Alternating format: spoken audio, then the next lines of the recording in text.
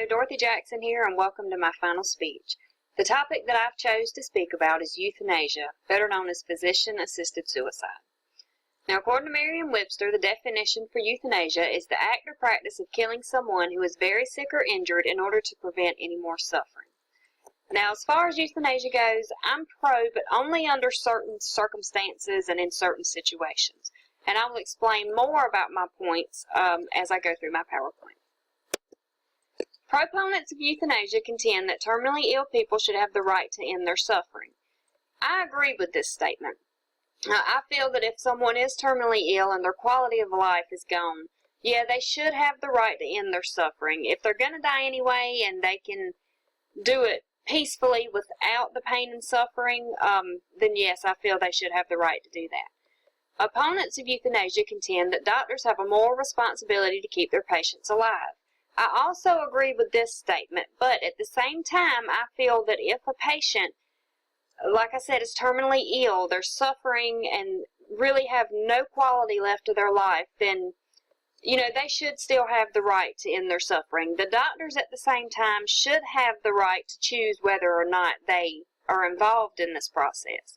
If it's against their morals or their ethics or even their religious beliefs, then they should be able to choose not to be involved with this, in which case the patient should be allowed to go and speak with another physician that may be able to help them with this. There are two main classifications of euthanasia. There's voluntary euthanasia, which is conducted with the patient's consent, and this form has been legal in the United States in 2 states, Oregon and Washington, since 2009. Then there's involuntary euthanasia, which is conducted without the patient's consent. This decision is made by another person because the patient is incapable of doing so him or herself.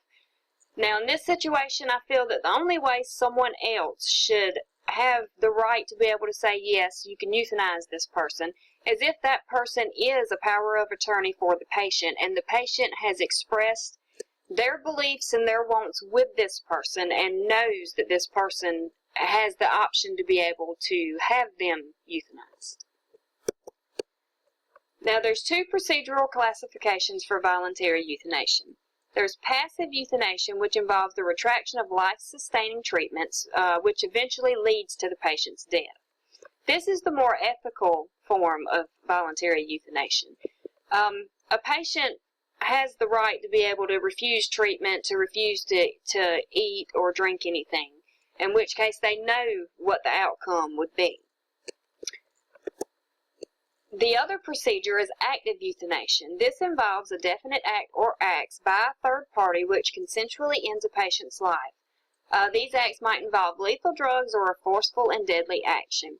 Now, this situation is a little more tricky. I believe that using a forceful or deadly action, that kind of borderlines murder. It's really not necessary, not with the amount of other options that the person may have. Now, if the person chooses to use lethal drugs, that can be prescribed to them through pill or lethal injection.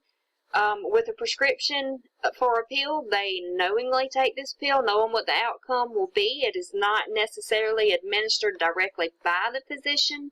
It is prescribed by the physician, and yes, the physician would know what they're doing, but at the same time, they do not personally have to administer this medication. The patient would be doing so knowing what they were doing to themselves. Now, I'm going to tell you a short story. When my mother was in her 20s, her father was diagnosed with brain cancer. Towards the end of his days, he was in so much pain that he screamed day in and day out. No amount of pain medicines or any other treatments the doctors tried helped him. It didn't relieve his pain. He was in absolute agony. Now, I could not possibly imagine how those doctors and nurses felt at the end of their shift when they went home knowing there was absolutely nothing they could do for this man, watching him die while listening to him scream in agonizing pain. The family had to be suffering so much, knowing there was absolutely nothing that they could do for him. Listening to him scream, I imagine it's something that still to this day most likely haunts them. If a person is terminally ill and they are competent and aware of what is going on and able to make this decision for themselves, then I do believe that it should be legal for that patient to be able to choose whether or not to be euthanized. On the other hand, if it's in the case of just a depression, not so much. I feel the person should be given help. That person's quality of life isn't necessarily over. It's not done. They can get the help and they can live to be happy again. But a terminally ill person who's suffering and there's no amount of medication or treatments that can help them, yes, they should be given that option. There's really no point in making anybody suffer that way. So that's my views on euthanasia.